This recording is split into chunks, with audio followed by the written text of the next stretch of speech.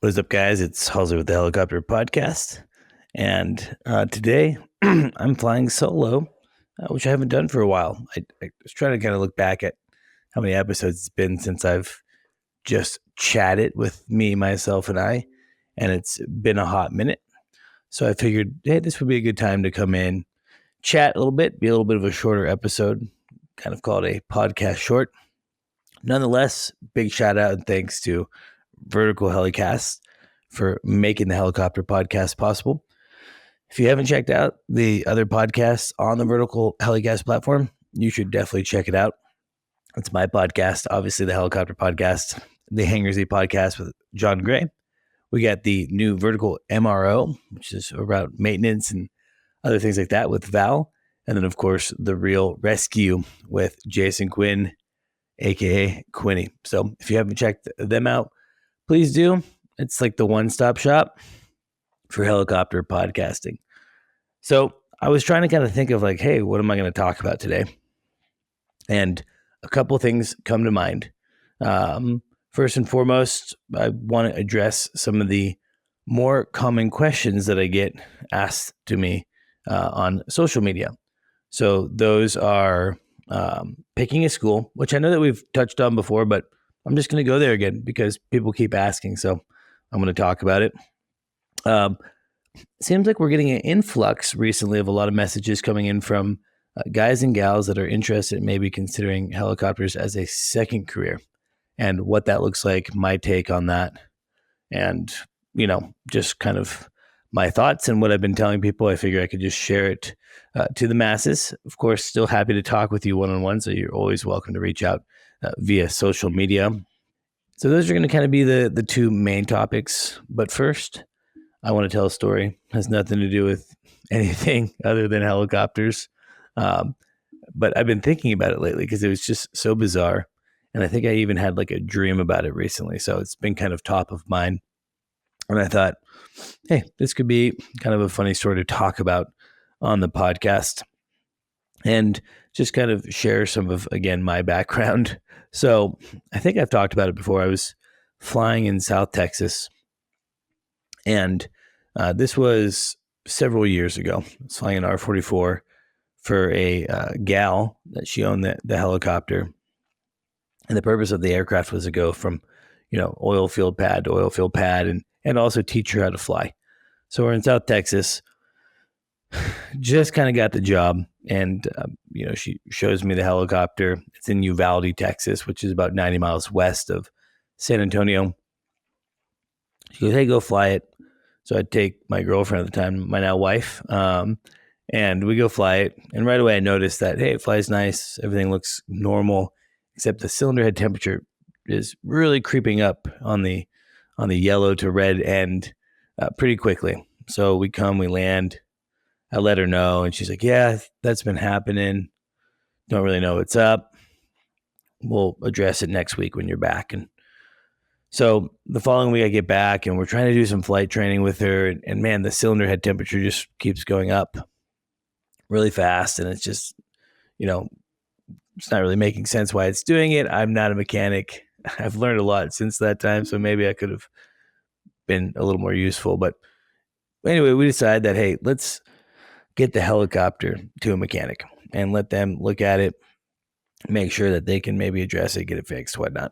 And so we're, in the middle of kind of nowhere, Texas, as I thought, in Uvalde. If you've ever been, you kind of know what I'm talking about, especially coming from Oregon, right?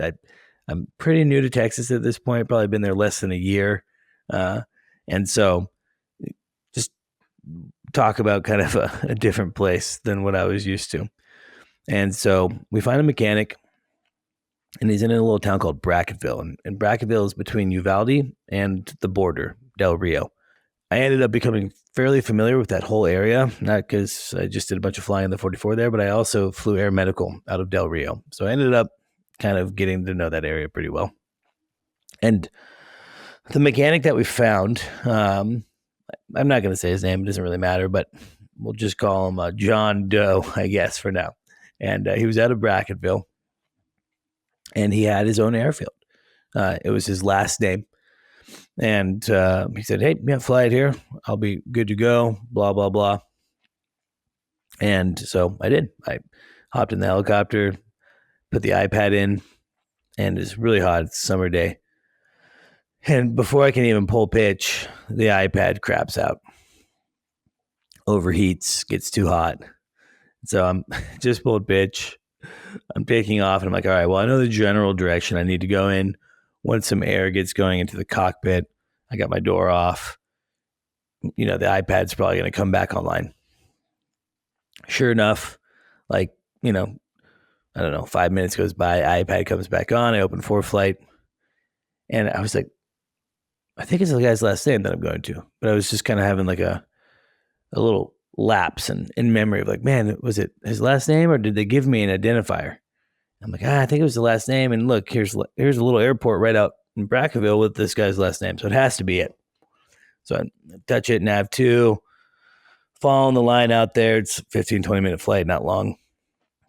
And I show up at this airport and circling around, and I see a strip kind of here, and then kind of further down is looks like a little village. best way I could describe it. I'm like, that's weird. And so I'm calling on the radio. Hey, this is so-and-so coming in for maintenance. Where do you want me to land? Nothing. Where do you want me to land? Nothing. And so I just ended up landing on this little strip. It's a pretty overgrown grass strip. And I land. I sit there for 15, 20 minutes waiting for someone to come grab me. Surely they saw me land. Nothing. By this time, I'm getting like a little bit weirded out. It's kind of hot. Very hot, actually. And so I'm like, all right, well, I'll walk to that little village. Didn't seem too far. So I start walking, and, it ended up being a lot further than I thought. And the whole time, I don't know if you guys have been to Texas, but there's like these little spurs. I don't know what they're called, but these little seeds, plants, and they have little sharp ends, thorns all over them. So I'm getting covered in these things. I'm sweating. I'm hot. I'm thirsty. And when I kind of finally get to the edge of this little town, I do see some people kind of off in the distance, and they're all wearing kind of what seems to be the same thing. It's like this white, not like robe, but kind of loose white clothing. I'm like, man, this is weird. This doesn't feel right. And I have no service, by the way, on my phone. So this is just becoming a calamity of errors. And so I said, you know what? I don't think I'm at the right place. I don't know why. I came to the guy's last name on the field. I don't think it's the right place. These people are creeping me out. I'm kind of getting like Deliverance vibes. So no one sees me. I turn around. I just kind of slowly make my way back. And I'm actually starting to freak out a little bit because I'm really hot. I'm sweaty. I'm thirsty. I got these little spurs all over. Get to the helicopter. Raven 2's hot temperature can be very difficult to start. This one was always difficult to start. Crank it, nothing. Crank it, nothing. Crank it, nothing. I mean, finally I get it, and I'm like really yarding on the throttle and really pushing hard to get it. And finally get started, pull pitch, get out of there. And as soon as we're like above, say 500 feet, I can feel my phone start buzzing. So we're getting back in service. And it's the lady that I'm flying for. She goes, you went to the wrong field. Duh. And, sure enough, I'm like, oh my God, freaking out. And I can't, it's like too much. I'm just trying to fly the helicopter. I'm looking at my phone. It's not safe. I'm like, screw it. Phone down. iPad's off. I know how to get back to Uvalde. I'm going to go back to Uvalde, and I'm going to just start over, right? Too many distractions, too much going on. So I start heading back towards where I think Uvalde is. And there's a big long highway below me, and it's very sparse highway. And I see this big white truck, and it looks like the gal that I was flying for. So I'm like, well, maybe that's her. And then I see the truck stop, it turns, and it starts driving the other way. I'm like, okay, maybe I should follow that truck for a second. And I look up to my right, and then I see another airport. And I'm like, oh, maybe that's that. So I go land, and sure enough, it was that. And so what ended up happening was the original airport that I put into the iPad before it had to shut down the heat was not actually the guy's last name. It was a numbered private airport. And for whatever reason, I just thought that it was his last name. And sure enough, there was a field not too far away from his house with his last name. And it's actually a field that he used to own. He had recently sold it to a commune. So he said, very nice people. They probably wouldn't have done anything weird. But, it was some type of religious organization. And so, as the lady I was flying for at the time said, never a dull moment in South Texas.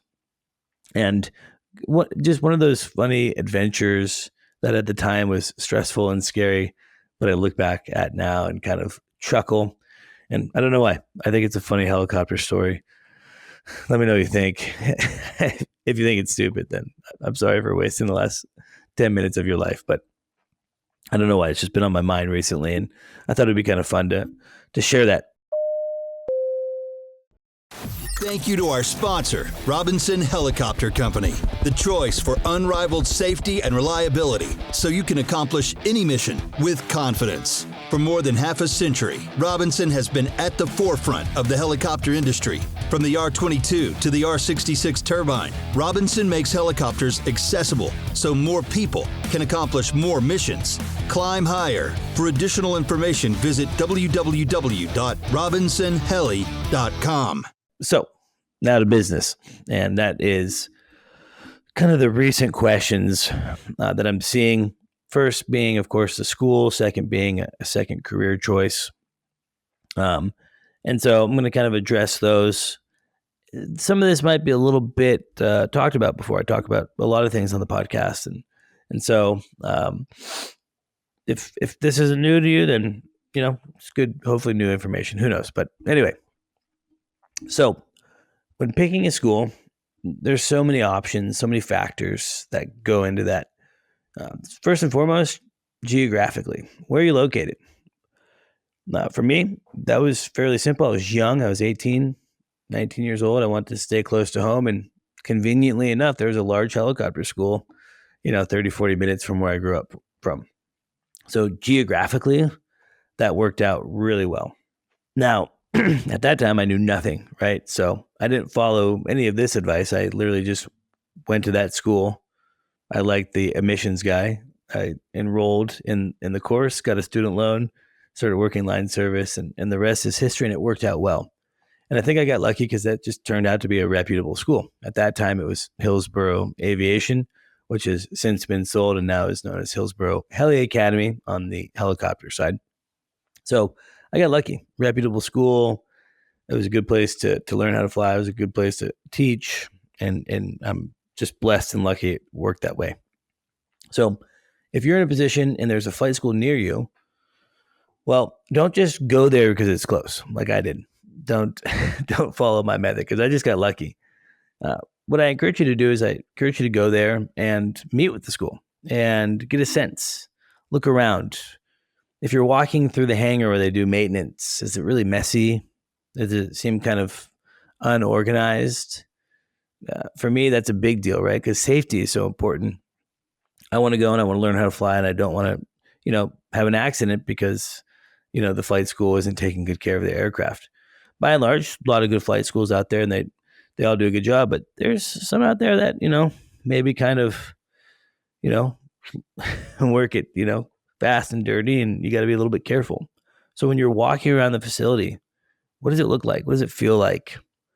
Does it seem like they know their stuff? Is it, multiple helicopters and a busy campus with lots of students? Or is it you and the owner of the flight school and one helicopter and no one else? Which in some cases is completely fine. Those little schools, nothing wrong with that at all. But again, just start building that picture. What does it look like? What does it feel like? Is it clean, right? Just like the basics, right? If someone can't clean their facility, no, maybe they can't take great care of their helicopter. So that's something that I always kind of push for. Um, I also encourage people to ask questions. Hey, tell me about your safety culture, right? And what do I want to hear there? Well, I want to hear that they have some type of safety culture instilled. Oh, hey, great question. This is what we do: X, Y, and Z. And then on top of that, we also do A, B, and C. And these are all the things that we do to make sure that you and our flight instructors are out there and mitigating as much risk and safety as possible. If if the answer is closer to like, oh, I've been in this business for a long time, I know what I'm doing, I'm safe, you know, maybe they don't have a system in place, and that might make me think otherwise of maybe wanting to go to that school. I might kind of think that, hey, maybe this isn't the best fit. So ask about the safety culture. Ask about the accident history. Helicopters crash. It's not a new thing. It's a thing that we all know. And big schools, including the school that I went to, had an accident. In fact, I was there while that accident occurred. Sad deal. A fatal accident in an R-22. But that was like over 30 years, thousands of flight hours a year leading to that one fatal accident. So I would say, right, the percentage of, safe flight hours versus that one was, drastically, overwhelmingly safe, great safety record. If you ask that question and the person's like, oh yeah, we've had a couple accidents recently, and hey, you might want to start thinking, hey, that's not common, right? Helicopters do have accidents and things happen, but big flight schools, Hillsboro and Leading Edge and UND and all these other big schools, name a big school, they go a lot of hours without having any incidents or accidents. And so if someone is telling you, hey, yeah, we've had multiple, hey, be careful. Another big question is, is this a 141 program or a Part 61? If it's 141, it's kind of what I prefer, especially if you want to be a professional pilot and you're starting from zero. 141 is great because it's a syllabus. It's a TCO, which is a training course outline that's been approved by the FAA. And essentially, the flight school and the instructor has to follow lesson 1, 2, and 3, 4, and so on. You can't jump around. It's all very curated. It's for a guy like myself that's likes organization and routine. 141 worked really well for me. Not saying that Part 61 where you can kind of jump around and you just have to make sure that you meet all the standards per whatever certificate you're seeking. But as you take your check ride, that works well too. But my encouragement is, 141 is best, at least in my experience. Also, if you're VA, so military, and you have VA benefits, you're going to have to go to a 141 school that's associated with some type of higher level of education, usually a community college. Where I went to flight school, Hillsboro had a relationship at that time, maybe they still do, with Portland Community College, and that essentially allowed our VA students to go to a 2-year kind of associate style aviation degree, and then their labs were flying and learning how to fly. And that's how the government was able to justify paying those VA benefits to those students. So kind of the key points again, it's, what's the vibe of the facility? Is there some other students that you could talk to, get a pulse? Is it clean? Is it a hangar that looks nice and clean with, mechanics working and doing their thing? Or is it kind of a grungy old hangar with things everywhere? You might want to think that's not maybe the best school for you. Ask them about safety culture. What do they think on safety? What's their stance? What do they do to be extra safe? Really quiz them, right? This is your chance to interview them to make sure that you feel comfortable. And then, of course, what we just talked about, is it a 141 school? Is it a 61 school? If it's not 141 and it's 61, how are they going to manage the syllabus? How are they going to manage you as a student to make sure that you don't get lost and hey, what did we do last flight? What did we do? Oh, okay, yeah, let's do off airports today. Like, well, I did off airports the last 6 flights, 141, it won't happen like that. So just those are some high level quick points of, looking at a flight school. You can always message me. In fact, I have a new Instagram handle. It's called Halsey. That's the best way to get a hold of me. Shoot me a message if you have questions of like, hey, I'm looking at this school and they said this or they did this. I'll give you my honest advice, and I love connecting. Thank you to our sponsor, Precision Aviation Group. Mission-critical operators and fleet managers rely on Precision Aviation Group as a worldwide leading rotor and fixed-wing MRO provider. PAG provides tip-to-tail solutions in 4 MRO segments: avionics, components, engines, and manufacturing DER services. A single point of contact gives you access to over 150 million in inventory globally, 24/7. Just call 800-537-2778. Precision Aviation Group. Others sell parts. We sell support. The next thing that I've noticed is a lot of people have been reaching out and they're considering helicopters as a second career, kind of a passion that bit them young. However, life got in the way. Maybe they got married, they had kids, they needed to get work, they needed to make money, they needed to support themselves. And so kind of this pipe dream of, flying helicopters was put on the back burner. And a lot of people, this is kind of a new age, right? This last couple of years where there's podcasts and there's influencers, there's notable people within the helicopter industry that are helping kind of shed light on the industry as a whole. And so, like when I started or a lot of these people that I'm talking to that are, say, in their 40s, 20 plus years ago when they were thinking about wanting to fly, it just didn't seem like it was so achievable, right? It was kind of like, well, that would be fun, but I'm sure you have to go into the military and, maybe they don't want to go to the military or whatever the case may be. There's a lot more information now and it's helping people make decisions. And so, I'm kind of a straight shooter with people, specifically, guys and gals that are looking at this as a second career. They're a little bit older. They have family. They have kids to support. Look, I'm not going to sugarcoat it.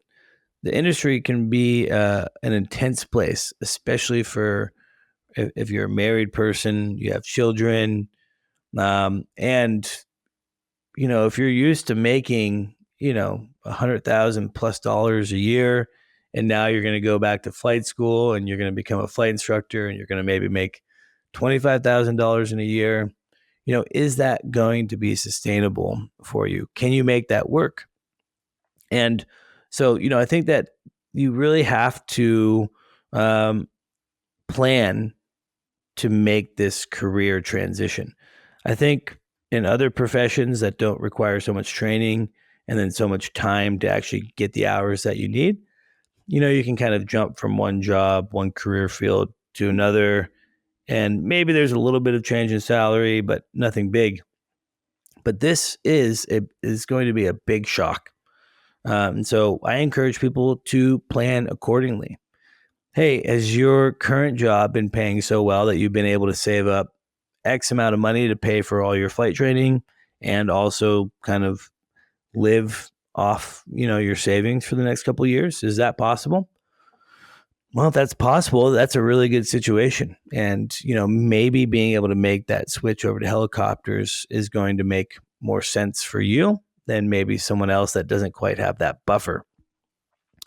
If you're someone that's like, well, I make decent money, but I don't have a great savings, and you're thinking about, hey, I'm going to keep working and I'm going to fly on the side, that's completely an option too, but it's going to take a pretty long time. I've talked about it on the podcast before that, one of my biggest advice to people going into flight training, if you want to do this as a career, then treat training as a job, meaning you're showing up Monday through Friday, sometimes Monday through Saturday, and you're hitting it hard.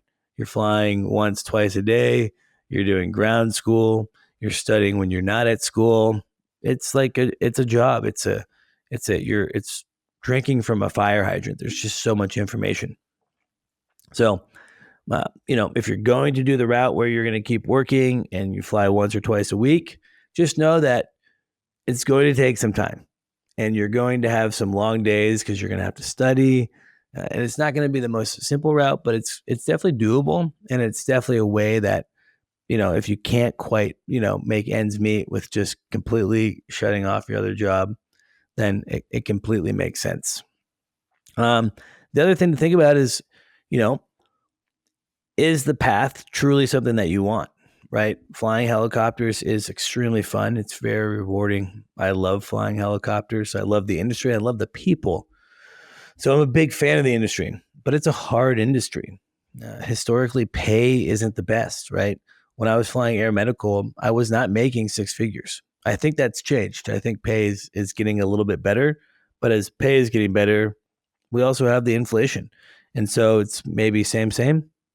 I don't know. I'm not an economist, but, pay historically has not been something that, is awesome for helicopter pilots. And it's something I want to talk about more actually on the podcast.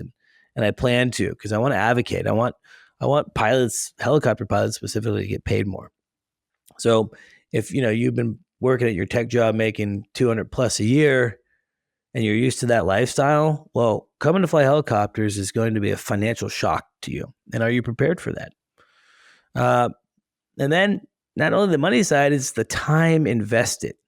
I would say 2 or 3 years, if you're hitting it hard, is the minimum amount of time where you can actually really start maybe working in a career, meaning you've gone through your flight training, you worked as a flight instructor, or you did whatever you had to do to get your 1,000 hours, and now you're flying tours in the canyon, or you're in Hawaii, or you're doing some type of utility where now, hey, you're flying turbine helicopters and you're getting paid something that's better than, typical flight instructor. And so, that's a long time, 3, 4, 5 years. I would say it's probably closer to, 4 or 5 years if you're not going full time. So keep that in mind. Are you willing to do that? Is your family willing to do that? Is your spouse okay to, pick up some of the slack while you're, learning how to fly or doing whatever you're doing on the helicopter side? I've seen a lot of marriages suffer through helicopters because, you do your flight training and it's a big financial burden. And then you have to move to be a flight instructor somewhere. And then you get your first job and you move again. And then your second job, you move again. Man, by the third or fourth move, your spouse is like, really? Really? And there's a high divorce rate. So, this is a team decision if you're married. And it's a decision that shouldn't be taken lightly. And I love chatting about it. So again, you can find me at Instagram, Heli Halsey. Message me. If you're thinking about doing a second career, I would love to chat more with you. But in order to not go too long in my podcast short today, I'm going to kind of stop it there. You got to hear a kind of a fun South Texas story. We talked about some points of picking a flight school. And, we just finished up on talking about the second career. So I appreciate you all listening. I'm going to try to mix in some more podcast shorts. Always feel free to ask questions. If there's something that you want me to talk about on the podcast, Heli Halsey, find me there and ask me questions. I like to ramble, so these podcast shorts are kind of fun, actually. So again, thank you for listening to this podcast short. And again, big shout out to Vertical HeliCASTS and MHM Publishing for making this podcast possible. And a big shout out to our sponsors. To our listeners, thank you for listening to the Helicopter Podcast, and I hope you enjoyed this podcast short. Thank you to our sponsor, Robinson Helicopter Company, the choice for unrivaled safety and reliability so you can accomplish any mission with confidence. For more than half a century, Robinson has been at the forefront of the helicopter industry. From the R-22 to the R-66 turbine, Robinson makes helicopters accessible so more people can accomplish more missions. Climb higher. For additional information, visit www.robinsonheli.com. thank you to our sponsor, Precision Aviation Group. Mission-critical operators and fleet managers rely on Precision Aviation Group as a worldwide leading rotor and fixed-wing MRO provider. PAG provides tip-to-tail solutions in 4 MRO segments: avionics, components, engines, and manufacturing DER services. A single point of contact gives you access to over 150 million in inventory globally, 24/7. Just call 800-537-2778. Precision Aviation Group. Others sell parts. We sell support. As always, a special thanks to HeliCASTS for producing this podcast. Specializing in helicopter evaluations, faster sales, and superb service, HeliCASTS is the go-to agency for clients expecting immediate results. HeliCASTS' team of helicopter professionals are the best in the business. Using their aviation expertise, a nationwide network, and a proprietary 76-step listing strategy, HeliCASTS will convert your listing from Mayday to payday.